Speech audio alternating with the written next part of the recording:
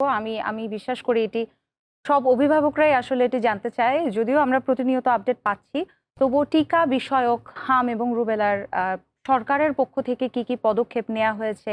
সামনে কি কার্যক্রম রয়েছে? সব মিলিয়ে কি পরিকল্পনা হাতে? প্রথম বিষয় হচ্ছে যে আমরা সবচেয়ে বেশি যে ৩০টি উপজেলায় হাম ছড়িয়ে পড়েছিল, এই সবগুলো উপজেলাতে আমরা ৫ই এপ্রিল থেকে হামের স্পেশাল ক্যাম্পেইন শুরু করেছি হাম রুবেলা ভ্যাকসিন দিয়ে। এই ভ্যাকসিনটা এরপরে ১২ তারিখ থেকে ৪টা সিটি কর্পোরেশনে দেয়া শুরু হয়েছে। এই ক্যাম্পেইনটা খুবই গুরুত্বপূর্ণ।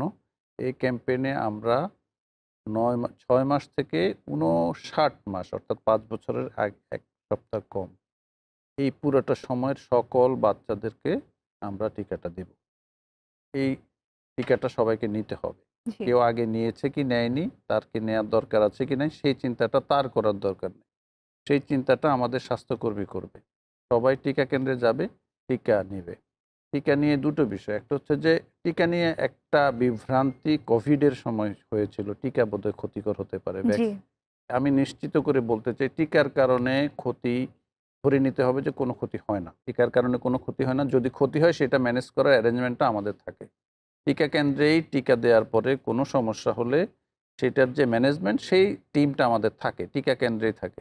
সুতরাং টিকা নিয়ে কোনো ভয়ভীতির প্রয়োজন নাই। টিকা নিয়ে অনেক গবেষণার প্রয়োজন নাই যে টিকাটা আজকে দিব কিনা, আমি তো আগে দিয়েছি, ইত্যাদি, ইত্যাদি। কোনো চিন্তা করার দরকার নাই। আপনি আপনার সন্তানকে টিকা কেন্দ্রে নিয়ে যান, টিকাটা দেন।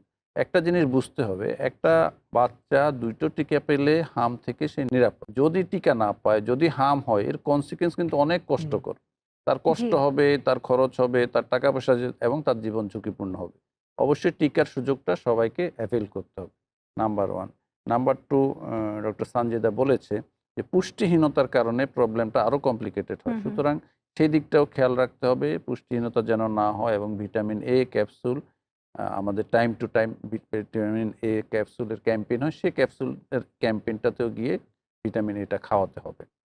এরপরে যেটা বলতে চাই যে আমাদের অ্যারেঞ্জমেন্টে টিকা যেন কখনো শর্টেজ না হয়, টিকার যেন কখনো ক্যাম্পেইন মিস না হয়, সেই জন্য আমাদের সব অ্যারেঞ্জমেন্ট আছে। আমাদের কোভিডের সময় এডিবির ৬০৪ কোটি টাকা বেঁচে গিয়েছিল। সেই টাকাটাকে আমরা শিফট করে ভ্যাকসিন পারচেজের দিকে নিয়ে গিয়েছি এবং ভ্যাকসিনের কুইক পারচেজের জন্য আমরা পারচেজের একটা শর্ট ওয়ে আছে, একটা দীর্ঘমেয়াদী ওয়ে আছে। আমরা শর্ট ওয়েতে চলে গেছি যাতে করে সব জায়গায় ভ্যাকসিনটা অ্যাভেলেবল থাকে, সবাই ভ্যাকসিনটা পায়।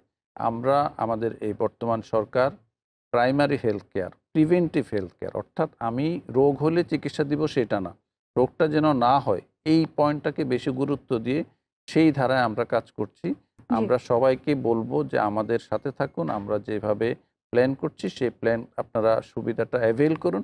সেটা আপনাদের লং টার্মে আপনাদের জন্য, দেশের জন্য, দেশের মানুষের স্বাস্থ্যসেবার জন্য, শিশু মৃত্যু কমানোর জন্য, মাতৃমৃত্যু কমানোর জন্য খুবই ভালো হবে ইনশাআল্লাহ।